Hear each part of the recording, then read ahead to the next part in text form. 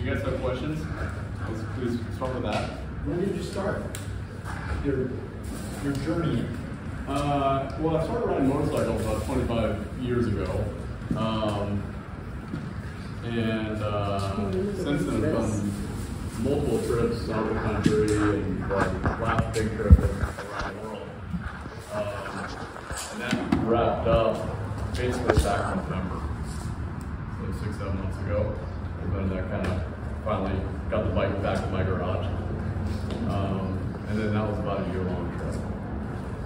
And it ended up going, I don't know, track with how many countries, but I think maybe 24, 25 on that trip. It'd be about 34,000 miles. How much do you do a day? It's kind of all over the map a little bit. On that particular trip, really not much. There were days I was going to maybe 100, 150 miles, some days less. But that's partially due to a lot of the roads outside of the United States.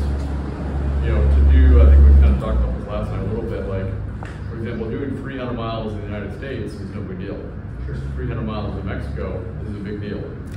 It's just a whole different kind of riding. The roads are narrow, rough, there's every corner you come around, tractors going down the road at 5 miles an hour.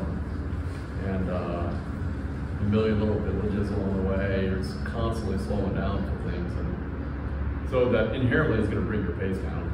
And plus you're going to stop and off and look at things, take pictures, and sexy, be a tourist.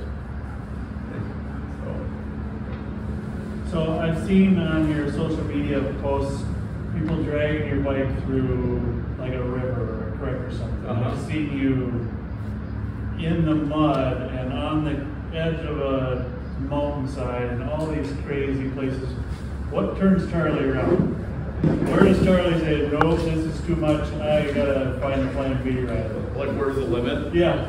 Has there been one? And tell me about it. That's a good question. I'm trying to think if I've ever actually got to a point where I said enough's enough. Yeah. I don't know if yeah, snow. Although that being said, I have gotten stuck in some snowstorms and been forced to ride through some snow. It was only one time I actually got stopped because of snow, and that was coming into Vail one time. I was trying to come from basically California back home to Colorado, and it was December or January, and I thought I had just enough of a weather window to pull it off to get up over the mountains. And if I remember correctly, it was probably 30 or 40 miles outside of Vail. It started snowing, and then the sun's going down because it gets dark super early. So it's starting to get dark and snowing, and the road starts turning white, and now the tracks start getting narrow and narrow and narrower. Pretty soon I have that much road to ride on. And finally, when I pulled into Vail, I thought, there's no way I'm getting over Vail Pass. Like, there's no way. Because if it's like this at 9,000 feet or 9,500 or whatever Vail is, top of Vail Pass is up over 11,000 feet. So that's just not happening. Like, I might get up it, but there's no way I'm going to get down it without crashing. Yeah, so yeah, that point, I remember that night thinking, yeah, okay, we're pull the plug. So, spent the night in Vail, got up the next morning, and basically just sat in the parking lot drinking coffee until I felt confident that the snow plows had done their job and the sun had melted enough of the road to get up and over it. And away you went. It's a filthy mess. I mean, it was an absolute filthy mess when we got over there. Everything was covered in mud and sand, chemicals they spray. And you have heated gear you did at that time too? Is Yeah. these guys gear that you wear? It's the heated gear is derby. You guys sell heated product though, right? Yes, we do. Yeah. In that situation, are you getting thrown off of the front tires coming back in? Yeah, it's one of those rare times where you kind of realize that not having a front fender is pretty stupid. But the key word there is rare. Yeah. It's because all the rest of the time it was felt way better without. Right, exactly. So, but then it rains and you're like, gosh, really have a fender. No. The best is actually when it's not raining, but the roads are wet, So you think it's raining because you're getting sprayed, and then you stop and realize it's not raining. What do you wear on your face? Full face helmet. Full face helmet. Yeah. Do you wear a face mask under there too in the cold? No. I don't usually. I feel like the helmet's enough. Yeah. But the heated gear is a lifesaver. And then I have that R3. It's a cover on. Pretty similar to this one. And the heated gear underneath that. Okay. Yeah, I feel like it's pretty much. I feel like I'm comfortable down to about 15 or 20 degrees at highway speeds. Imagine you get a few funny looks from people in cars. Yeah. In those conditions. They do. Yeah, they definitely kind of look at you like you're a little nuts. But I don't know. I don't know. I rode to St. Louis back in February, and I remember waking up one time. I left my parents' house in Kansas in the 14 degrees, and had to get from Salina to St. Louis that day. Yeah, that was pretty damn cold. That was pushing the limits of all the gear. It was so quite enough. In my experience on super cold is you can do anything for half an hour. Yes. And you gotta stop and let your fingers warm up. Yeah. Do you have like a different stator or something on your bike to handle all that electrical load, or doesn't it mind it? I have a 3-phase on there that it is a little bit oversized, but that's really not because I need it. I think the bike would run just fine on a regular harness, even with all the heated gear. Oh, yeah. I feel like it's so, and The heated jacket is about 40 watts, isn't it? Yeah. I think. Yes. Okay. That's within margin for it. yeah. Even- And even with the pants and the gloves all plugged in, I still feel like it's fine for most bikes. It really is a lifesaver. Yeah. I have Really some makes a heated difference. gear, yeah. Yeah. Like, you know, I see a lot of my friends out there riding just like jeans and leather and stuff in the winter, and they're just miserable and cold.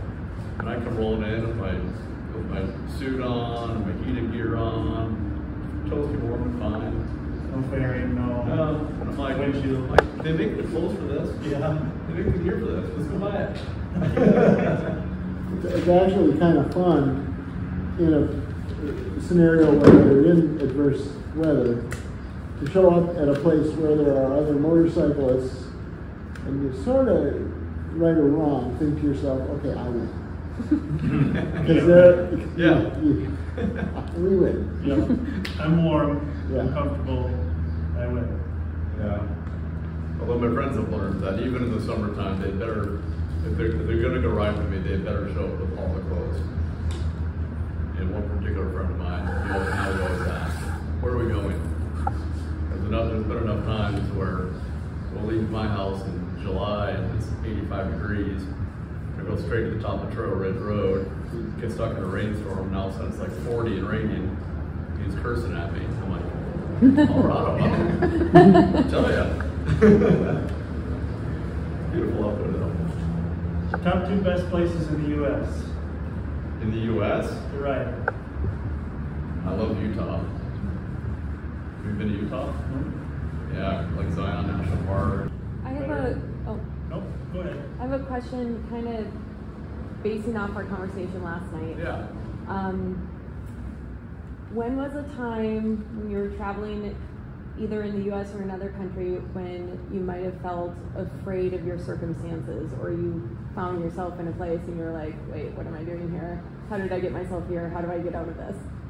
Yeah, that happens on occasion. If that's And it's okay, usually- if that's not too like intrusive or you No, know. no. Because that, as like a female, like I am much more timid to go places alone, or Yeah. you know, especially new countries. And in my younger years, yeah, but now I'm like, oh, so There's usually 2 scenarios that kind of get me on edge a little bit. Dealing with authorities in other countries, I find to be pretty nerve-wracking because you never really know how they're going to handle you, especially in places like Turkey. Like I got pulled over in Turkey, and you're thinking like, this guy might not necessarily be friendly to Americans. You know, this can kind of go in any direction here. There's situations like that that make me a little uncomfortable.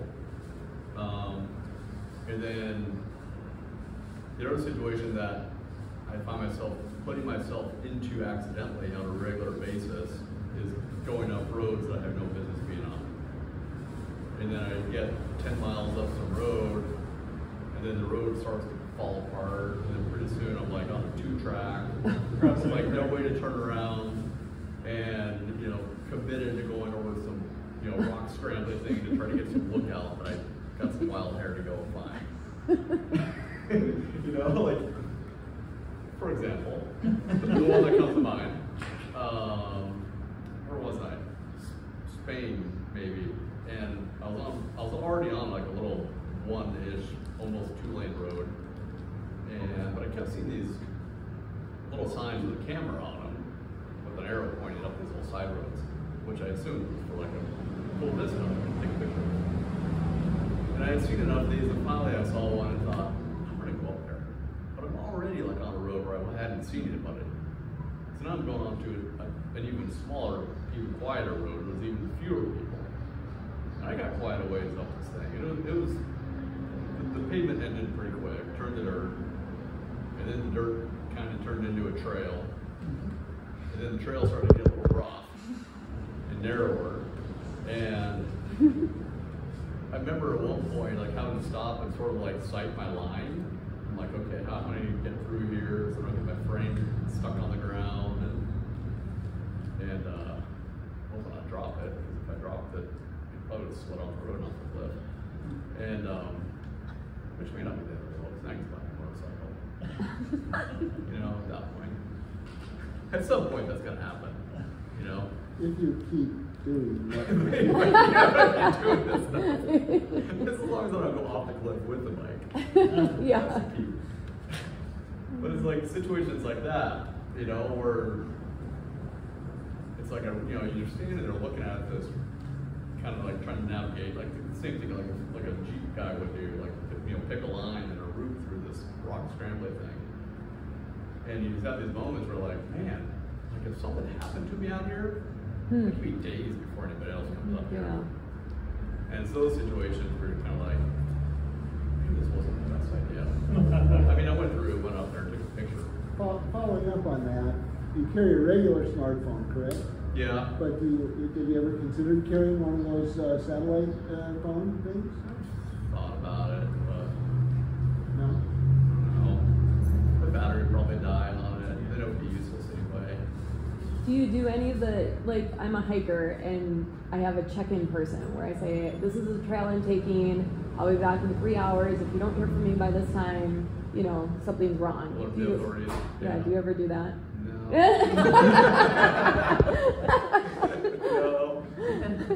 Cala's like, okay, whatever. Yeah. Well, if I don't hear from him in a week or something, then I'll be concerned. If a couple days goes by, something might be wrong. When you started these exploits, where did you begin? I feel like I just kind of started like most anybody else, and just started doing like little 3 and 4 day trips. From your home? Just from home. Yeah, you know, take off my house and go to Wyoming for a couple days or something, and you know, and I tell people that a lot because I get a lot of people be like, man, like how do you do that? Like, isn't that like how do you stay out on the road that long? You go to those places, especially by yourself, because oftentimes I'm alone, and I always say it's like you gotta start small. Like if you've never done a motorcycle trip, don't take off for a month. Like take off like 2 days, do it overnight or somewhere, just go camping somewhere, and come home, and just kind of get a feel of it. And because I think what makes a lot of people nervous is all the possible unknowns. Like, well, what if I break down? What if I get sick? What if this happens? Like, well, yeah, that stuff probably will happen at some point.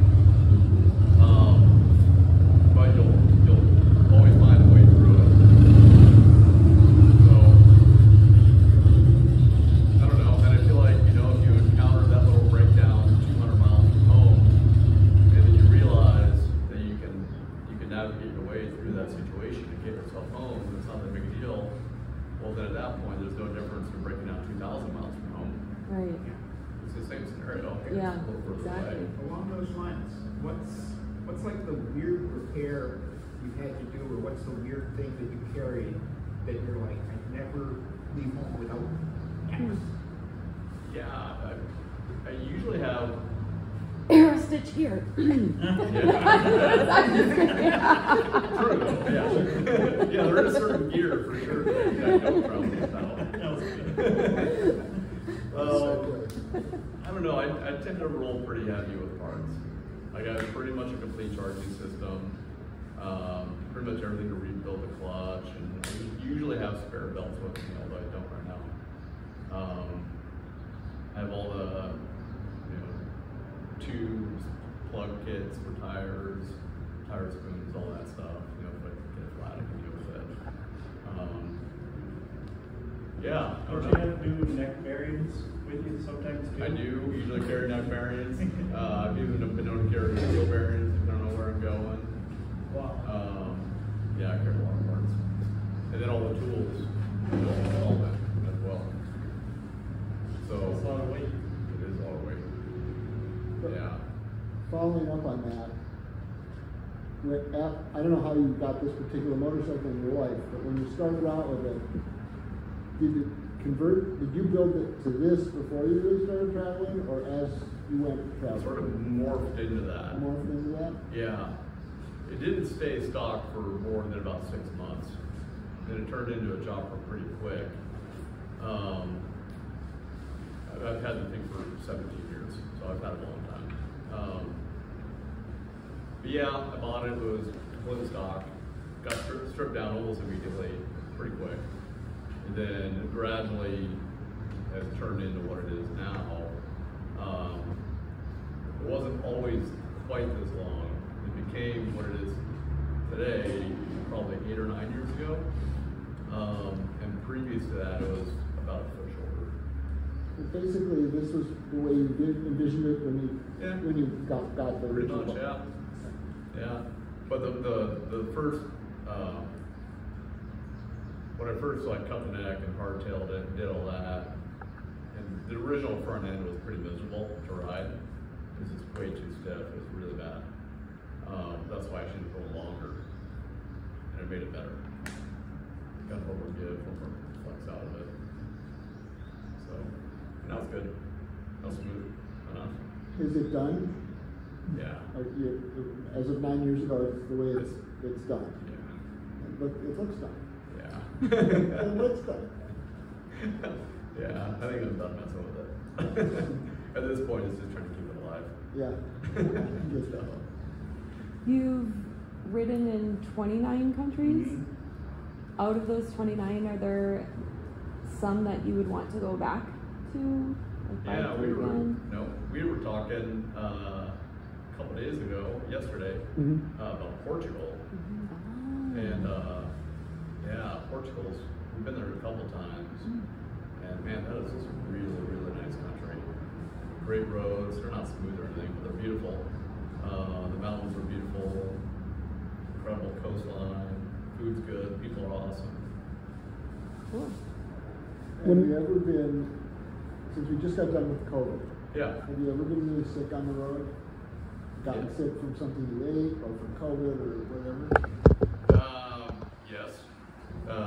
Definitely had food poisoning on the road, which is pretty miserable. I got sick in Russia and ended up in the hospital there. Don't really know what it was. They gave me a bunch of drugs and they're like, take these. Okay. Did anybody speak English, or when you were in the hospital, was it all like you didn't understand anything that was being said? Pointing, gesturing, using Google Translate. Wow. The people I was staying with drove me over there. Okay. And they could tell that I wasn't in a good place. Yeah. And I actually ended up staying with them for 3 or 4 days while I was trying to kind of recuperate. And they drove me over to the hospital. It's a very, very small town. Oh. So it's basically just like a house with a couple people working in there that appeared to have their doctor's outfits on. I don't know what their level of training was necessarily, but Was there a moment where you were like, oh my god? I actually, looking back, I'm almost annoyed that I didn't document any of that. Mm-hmm. Like, how did I not take a single picture or video of any Right. of that? Because you had 105 feet. Yeah, exactly. Yeah. I felt like garbage. I wasn't really thinking clear. But yeah, they gave this like inhaler thing and some drugs to take and laid around for a couple days. While they all partied and raged. A whole other story there. But I finally got there. I bet it was interesting for them too. Like have this American Oh, they were loving biker. it. They were like, Yeah. what? They're telling that story right now to somebody. They probably are, yeah. So, in real Russia, people like to drink, Mm-hmm. and you're not drinking. Yeah. So, how did you handle the, come on, comrade, hello? It actually wasn't as bad as you think. I thought that might be a problem. Like, geez, man, like how many times am I have to turn down a shot of vodka? Yeah. You know? And there was really only one night where I had to kind of put my foot down. Like, no, like I'm not, no. But pretty much every other time they were pretty respectful. You know, it took a second to click that like why I didn't drink. You know, I didn't quite understand it first, but then they'd be like, oh, okay. You ever had trouble obtaining gasoline? Doing what? Getting gasoline? No, but I definitely had some very long stretches where there weren't gas stations, where you had to carry a lot of extra fuel. Did you ever get gas like in a rural area, like not from a gas pump, but from a barrel or from a? Not from a barrel in West. Actually, yeah. Hell, I just got gas from a barrel in Nebraska a couple days ago. Actually. Speaking of, had to go to a feed store to find some fuel. No, but there were some pretty interesting gas stations that were like definitely like Soviet era gas stations with the dials like this big around, big handle, pole, and get the thing turned on. Was it your Instagram or something that I saw was somebody was buying like clear glass jars of gasoline? Was that you or was that? It wasn't me, but that certainly is a thing. Yeah, like at a rack. Yeah. Full of glass jars, Right. and you buy a jar. Yep. Yeah. Yeah, that's the thing. Yeah. You see them down in Mexico a lot too, actually. Oh, really? People sitting on the side of the road with plastic. It's just old plastic water bottles is what we use. Oh, For yeah. full gas, yeah. It works. When you're going to a new country, especially for the first time, how much research do you do beforehand into, say, the culture, their different customs, and is there anything specific that you look out for that you need to know before going into a new country? No, not really. It's gonna show up. I mean, the only things I really look at are the roads. You know, look at a road map and try to find what I think is gonna be a cool route. No, I don't know good about it or bad about it, but I really just kind of show up and wing it. And because I don't know, because I feel like in the past when I have tried to plan something, you show up and you're like kind of disappointed because you built it up so much in your head. And then you get there and you're like, this is as cool as I thought it was going to be. So I feel like when you don't plan, then the opportunity to roll into some town you've never even heard of, and be pleasantly surprised. This is amazing. You know, like in Turkey, for example. Like I had, like last time when I crossed in Turkey, I had this plan. I was going to go to this campground that I had already found. I was going to stay there for the night. When I get there, the place is boarded up and closed, and there was nowhere else near to stay. I'm like, damn it. So I just find the next closest town. I'm like, whatever. I'll just go get a hotel in this little town. That town was incredible. I stayed for an extra couple days because it was just amazing. Like, the town had so much character. The downtown market area was like hustle and bustle. There were people everywhere. I was like, wow, this is really neat. Now we're gonna hang out here for a little bit. And the guy who owned the hotel was super cool and friendly, and the whole experience was just really nice. But I hadn't even seen that town on the map previously. So you have the opportunity to have those experiences. When you stick to these plans, like you run the risk of kind of missing out on that. That's a Russian car. That's a Trabant. Oh, okay. It's slightly smaller than a Lana. Yes. But it's still right. Yeah, amazing. I noticed that. That's very unusual car. There may be 5 of those in America, maybe some number. I'm guessing. Wow, I've never seen one before in person. We're talking about Russia and. Did you run into any pushback in Russia?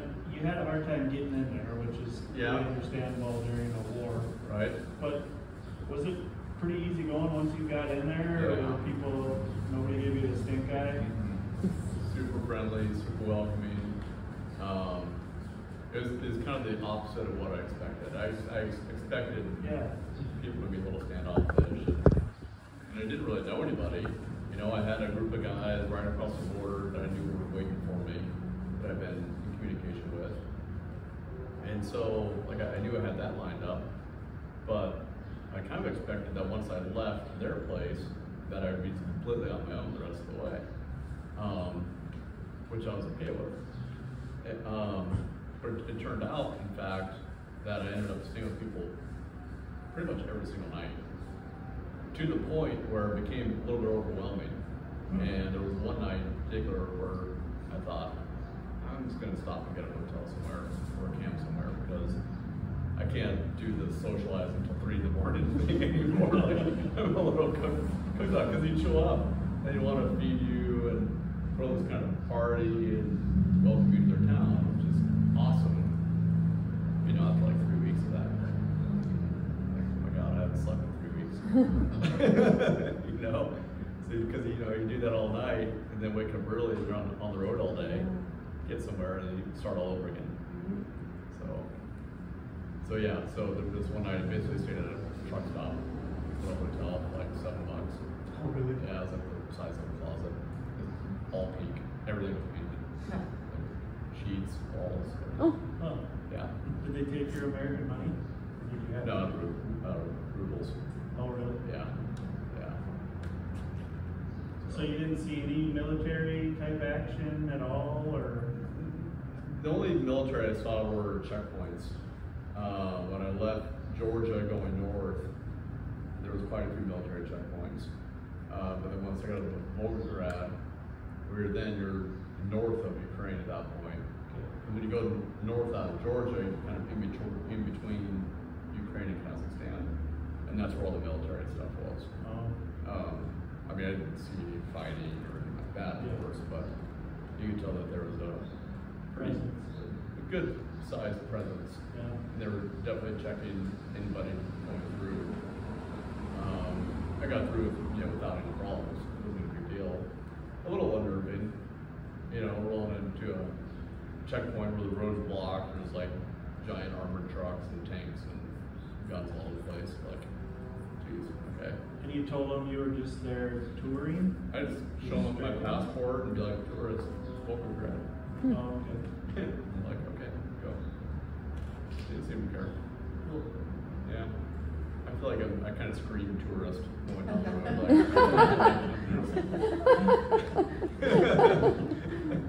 How many languages do you speak, or how much of? One. Yeah. Okay. Yeah. So Google Translate is your friend. Oh, big time. Yeah. Has it ever led you astray? Like, have you ever used Google Translate and you could tell by their reaction? Yeah. It's like, this is not what I meant to say. Or sometimes we're the opposite even too. Like they talk into it and it spits something back and I'm like, that's what we meant. Like, that's not appropriate. So then, do you just be like, can you say that again? Yeah, exactly. It's pretty obvious, but you can tell. Yeah, because you're like, something's not right. Yeah. Start talking really fast in English. Right. They just totally don't get it. Yeah. And yeah, definitely it translates, if you say chopper, it translates it to helicopter. Oh, right. Which is funny. Yeah. So if you're gonna say I'm taking my chopper for a ride tomorrow, it'll say I'm taking my helicopter for a ride tomorrow. I know you take photographs as you ride, Mm-hmm. and good ones, I think. Do you keep a journal or keep notes from day to day somehow? No. So when you write about your trips, it's all from memory after the trips are done? Yeah. Use your memory in the photos. Uh-huh. I can look at a photo and be like, oh yeah, I remember that day. What happened? But And because your bike gets searched a lot, do you have hiding? You don't have to tell or reveal, but do you have hiding places on the bike where they're not going to find anything? You don't have to. Oh, search. Sorry, I misunderstood what you said there for a Your second. bike gets searched a lot. Do you Correct. still have a place where you've hidden stuff that is unlikely to be ever found? Not, I want Yeah, I don't really have anything I'm trying to hide. yeah. Yeah. If I'm carrying a large amount of foreign currency, like for example going into Russia where I had zero access to money, and I knew I had to do the entirety of that. I had to enter Russia with enough rubles to get me all the way across and out. So I was carrying like a boatload of rubles, because by the time I accumulated in Georgia, basically went to every ATM and all the currency exchange places, and it took like 4 days to accumulate what I needed. It was like a brick of rubles by the time I'm done. Yeah. And then in that case, separate it all out, start stashing in different places. Have you ever been somewhere where your bike is, by circumstance, must be out of sight, and you can't see it, and you've been concerned about someone stealing the bike? Less concerned about them stealing the bike itself, and more concerned about them stealing my bags off it. With your stuff?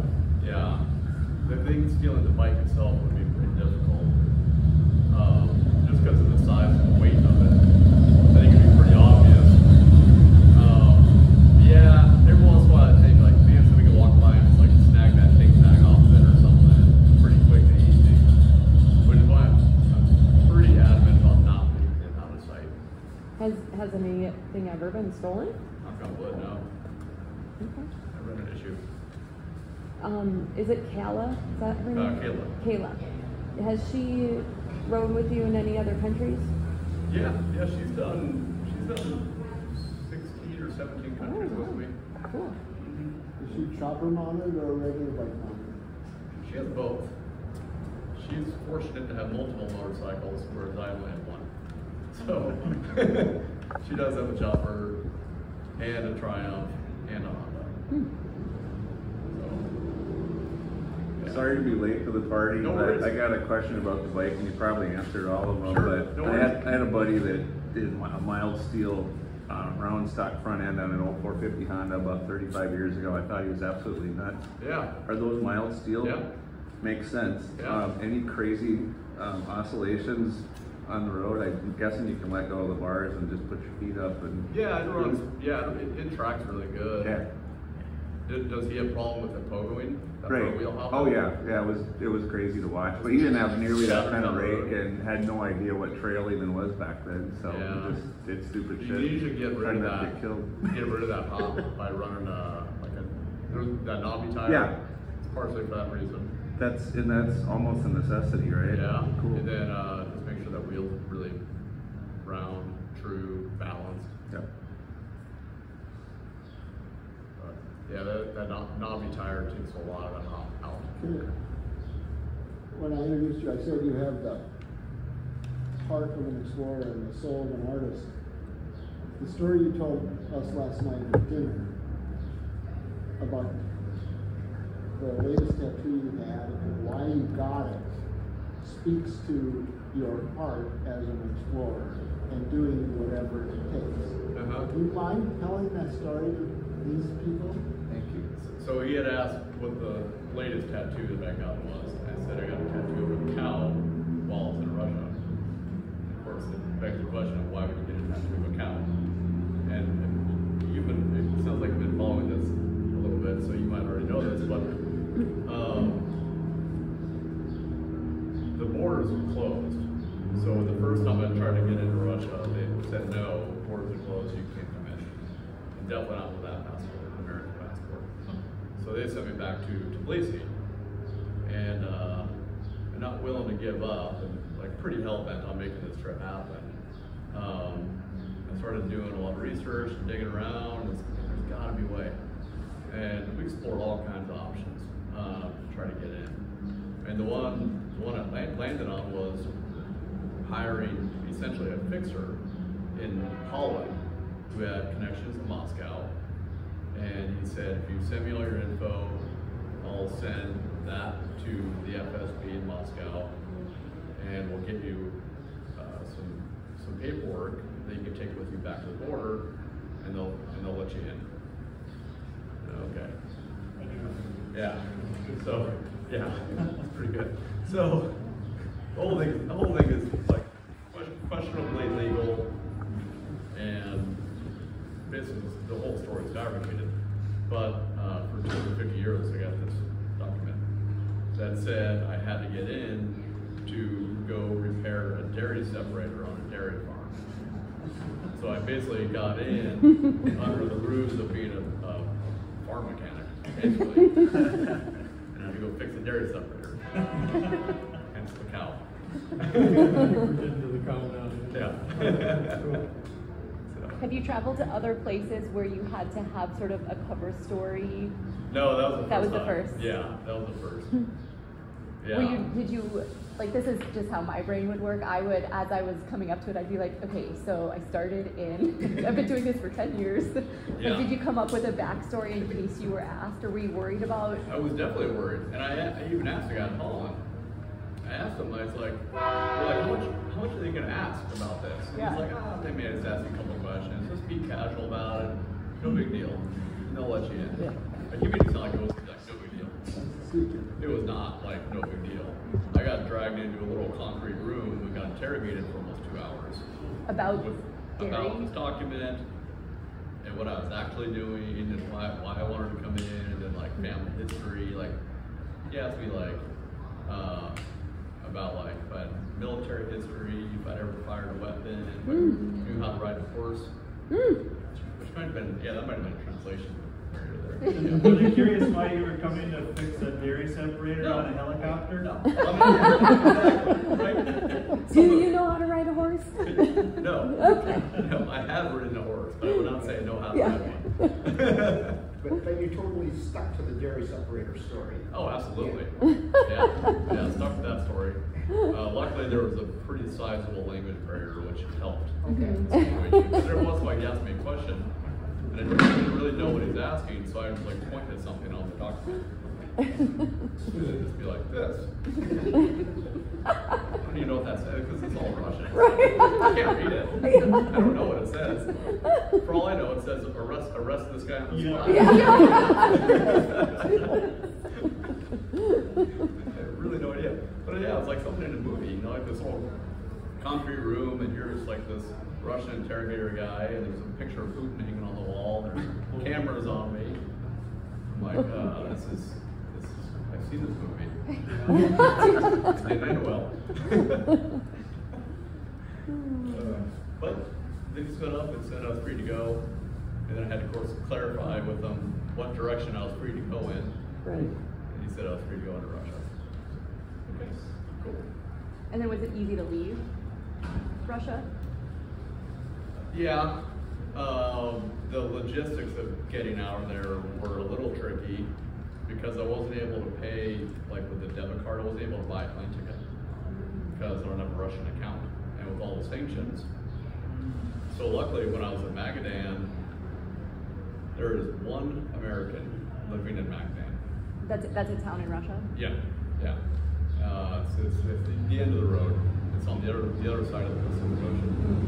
And so the people that I was staying with there, of course, wanted me to meet the other American in town, and which really worked out well because he had both Russian checking accounts and American checking accounts, and I had a handful of rubles.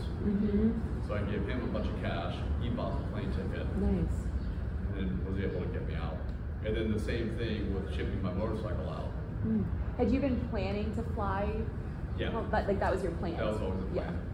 Yeah. But it's a little nerve-wracking because I had to fly from Magadan to Moscow, and then you actually technically leave Russia at the Moscow airport, so you go through border patrol there. And that's, of course, the same border patrol that Missy Griner got locked up at. Right. So I was having that going through my head. I'm like, well, I'm not a famous basketball person, and I don't have drugs on me, so I'm probably okay. But you can't help but think that, you know. So, but that being said, that was also kind of a funny story because when I walked up to the border, I'm walking out with like one bag and my helmet, and walking up, and I'm a little nervous, like, oh boy, like if anything's gonna happen, it's gonna happen here. And one of the border patrol guys looked at me and says, "Are you American?" I said, "Yeah." Like, I don't know if I like this question, but yes. He said, "I saw you on the news. I'll help you." Because multiple times while crossing, got interviewed and ended up like on the Russian national news. So, like the two largest news stations in Russia interviewed me, and so. What did they ask? Like, why were they? Just about what I was doing and why I was taking this trip and why I was visiting their country and all this stuff. So it wasn't like about the war. No. It was just like you as an American visiting Russia. Yeah. Well, I think it was also kind of good propaganda for them. Mm-hmm. Yeah. To show that, hey, look at us. Yeah. Look, we love everybody. We don't always bomb the neighbors. Yeah. So it worked out. It was good for them too, I think. But so yeah, this border patrol guy had recognized me from the news. So I was like, oh, that really worked out well because he's kind of hustled me right through. When they were interviewing you, did you stick to your cover story about being there? No, I just avoided that conversation at all. It's like, yeah, I figured it worked once, so I don't want to push it once. So, but it was kind of cool because like those interviews started fairly early. And then, like when I did the Road of Bones, by that point, then I had connected with a guy from Crimea who's also doing the same route that I was doing. So now it was an American and a Russian traveling together, which really kind of built up that news story. Mm-hmm. That's a cool story. Yeah. So it was kind of neat. Yeah. And then like memes going around. Saw some little images people put together of like a Russian biker and an American biker traveling together. Oh. It's kind of funny. When you're traveling, and I get concerned just riding here sometimes, when you're fueling or need oil, Mm-hmm. do you get to a point where it's questionable if you're going to find either? If you're gonna find fuel or Fuel, oil, yeah, or really, Not really? I feel like in most places in the world, fuel's pretty easy to find. like 80, my bike's like 91 octane or something, Yeah. so you're better off with somebody. I've got my motor built in a way that it'll run on almost anything. Your bike is Harley? Yeah. Oh, okay. Yeah, it doesn't require high octane. And that's the bike out there that you run on? So did you lower the compression? Yeah, for that reason. From Really? what- Are you? From what to what? Yeah. It's like 8.5 to 1 probably, if I remember correctly, maybe 9 to 1. And it was Pretty low, but 11 to 1 originally or something? Stock, Like 10. stock Harley, 10.5. barely, yeah, they're 9.5 to 1, barely Yeah. stock, yeah. Yeah, You got stock cams as well? they're a little bit bigger than stock. Okay. Yeah. But that was kind of the deal when anytime I've ever had that motor rebuilt, it's always been my requirement. It's like, I can't have high compression because this thing's gotta be able to run on garbage fuel. Right. You want it to run like a John Deere tractor, the old ones that went put, put, put. Yeah, exactly. Yeah. I'm gonna pour some Gatorade in there to make it run. Because you never know what kind of gas you're getting, you know? And is it primary, another technical question, is primary a chain or a belt? Belt. Belt. Yeah. And the final drive is a chain? Nope, also belt. Also belt? Wow, okay. Yeah, I worry about some of the dirt roads I'm on in mine, and I put 500,000 miles on belt drives, but I've only ever broken one, wow. and that was on the Road of Bones, is where I broke it. Were you Which carrying wasn't a big, and I had a spare? spare, Yeah. and all the tools to replace it, so it was kind of a pain in the neck. It took a couple hours, but With a hardtail, how do you get the belt on and off? I gotta pull the back wheel and pull the primary. Wow. Yeah. That's a lot of- Okay. Found a log to lift the bike onto, and you're not gonna have a lift. Get the wheel off the ground. So you got something to use for a cheater bar, you jump on it for your compensator and your clutch up? Pretty much. That's pretty fun, huh? Yeah. Hope we don't break a wrench in the process. Do it gently. Yeah. A gentle bounce on it. Yeah. Yeah, but I knew I wasn't surprised because that was one day I was getting a little feisty on this one road, and I was like, I knew I was going a little fast, and I was kicking up tons of rocks, and they're like these rocks about that size, and they're real sharp and jagged, and I was probably going a little faster than I should have, and I could hear them pulling through those belts. I was like, oh man, it's probably a bad idea. I just kept going anyway, and then sure enough, I broke the belt. In a spot where there was no shade. There was no shade, but there was a log that I was actually able to put the bike onto, so I was like, I'll take the win. Were you alone? No, I was with that guy from Mia and Tom. Yeah, so I had some company. Yeah. Couldn't talk to him because you don't know Russian. He spoke a little bit of English. Did he? Not much, but enough that we could kind of give each other a hard time. Yeah. Yeah. Yeah. That's cool. I don't know. At least it seems to kind of work out. What's on your next trip, next agenda? Probably South America. Yeah. Don't know when. There's no like definitive plan at this point, but my wife and I are talking about doing probably a year on the road, get down to Ushuaia and probably back. And then there's also been talk of going Colorado to Ushuaia, back, and then Prudhoe Bay. Oh, wow. Yeah. And then back. Wow. Yeah. About 20,000 miles? That'd be a big one. 25,000 miles? Probably. What's the longest trip you've ever done? That last one. It's like 34,000. How many miles are currently on this motor, on this rebuild? On the rebuild? Yeah. If I remember correctly, maybe 80,000. I think. I'm going to rebuild this winter. They started being pretty bad. And it doesn't sound very good. I rode over here without my helmet, which is something I rarely do. Oh, yeah. I almost never ride without a helmet. Your stuff. And within like a block, I was like, this is why I need to be wearing a helmet, so I don't have to listen to this. Sounds terrible. Like, is this what people have to listen to when I'm going down the road? So sorry. So sorry. Yeah, it's not quite as peppy as it was at one point. I heard it the other day when I ramped it up to like 80, then went to do a passive car like 85, and I really cracked open the throttle, and I was like, didn't sound good. What displacement are you at? 96. That's a great motor, man. I'm on my fifth one. Yeah. Yeah. All high mile motors, they're amazing. Yeah, it's good. Yeah, it was an 88 originally, then bored out 295, then bumped up 296. Is it just a factory tune in it, or do you have a tuner with those short pipes? No, it's all carbureted. Oh, that's right. Yeah. Nothing. It's not hot rodded at all. But I'm not really that kind of rider, so it doesn't make sense to go like some giant 100-inch pumped up motor. Like I'd rather have a lower compression and smaller motor, just get more miles out of it. More reliable. Yeah. I like the front end there. Yeah, thanks. Is it out there far? I mean, it could probably go further.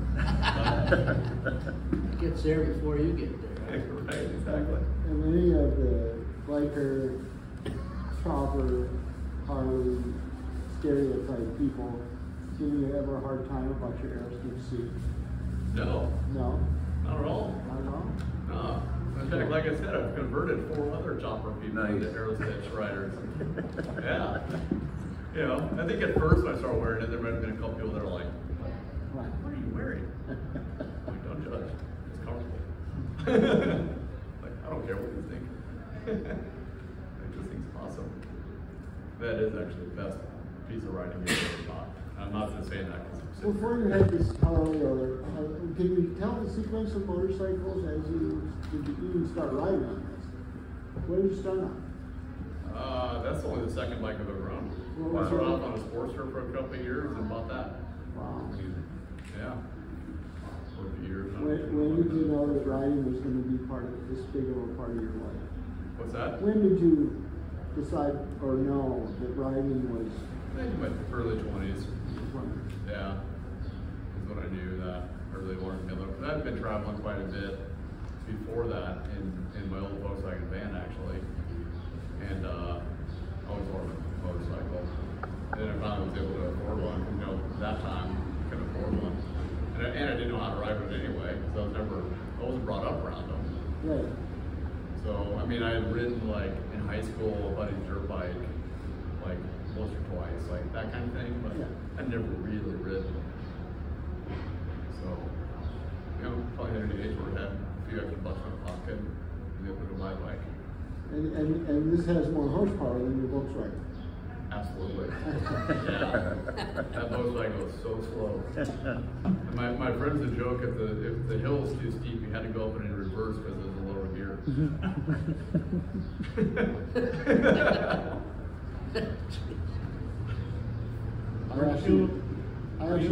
I actually rented a car once.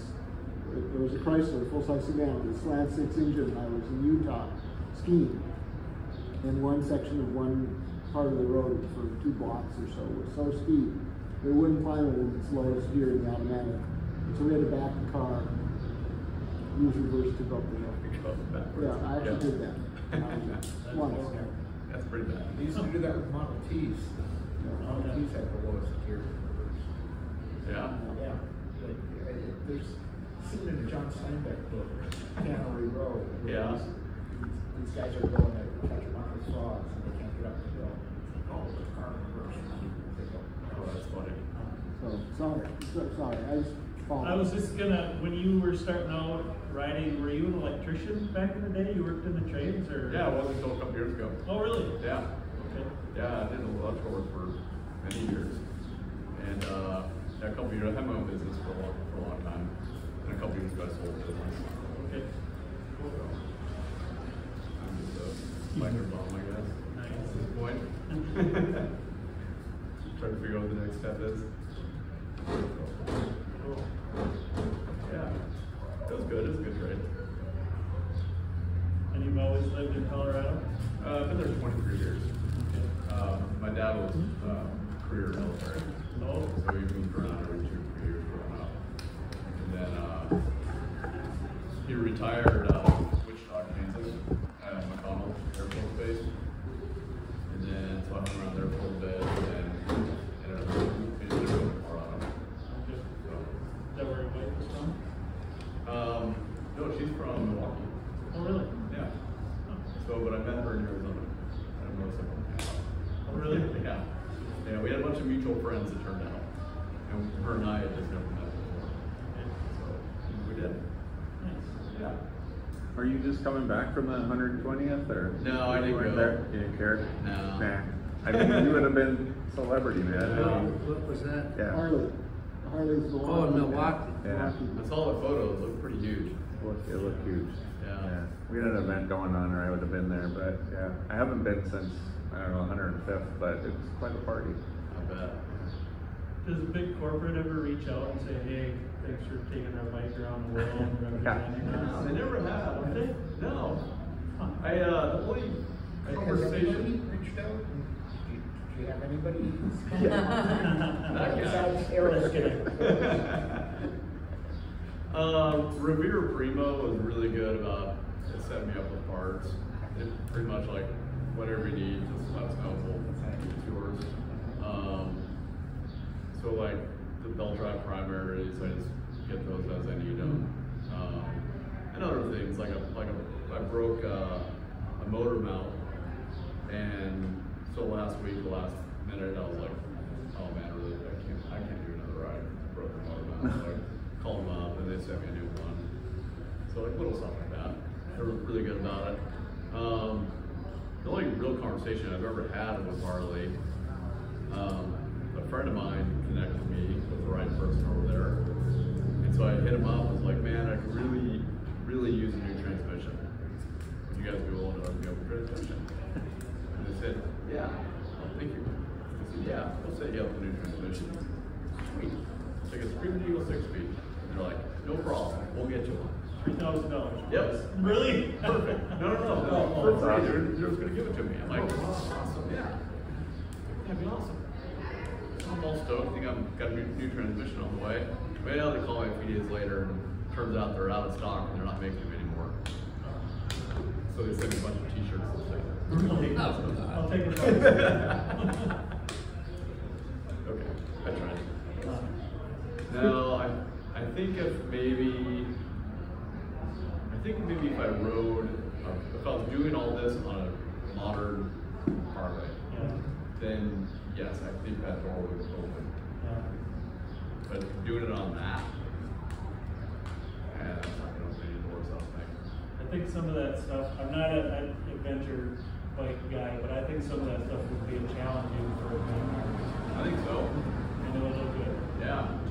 I mean, as you Danger Dan? Yeah. Okay. So he's developed a connection with them. And in fact, he was at my house a couple days ago. Because he was broke down. Oh, really? At the Harley dealership about 15 miles from my house. So he called me up and said, "Where are you?" I'm at home. "Where are you?" "At the Harley dealership, broke down." Okay, I'm on my way. Get you. Yeah, Pan America had broken down, but yeah, that him doing that South America trip on that led to a relationship with him. So they fixed it for him or provided it? Gave him a new one. They did? And I got two of them. Oh, wow. Yeah. He's planning a big trip, isn't he? Yeah, they're doing the Colorado BDR from New Mexico up to Sturgis. Oh. So the BDR is like backcountry discovery routes. Have you heard of those? No, I haven't. Okay. So the adventure bike guys, have you heard of these? Yeah. So the adventure bike guys have put together these routes across quite a few states at this point. Remember the old AAA triptychs that they would make for a car trip and the flip book? There's semi-off-road, two-track, gravel road only routes from the East Coast to the West Coast, up and down the Rocky Mountains from Canada to Mexico. There's a bunch of them. And there's an organization and a website that promotes them, develops them, and they're fun. I've never done one, but everyone who's done one has reported they're awesome. Yeah. They're great. I've never done one either. I know, believe me, I've thought about it. I bet. I've actually thought about trying to do the Colorado BDR on that. Oh. Which would be a definitely bad idea, I'm sure. But could also make for a pretty good story.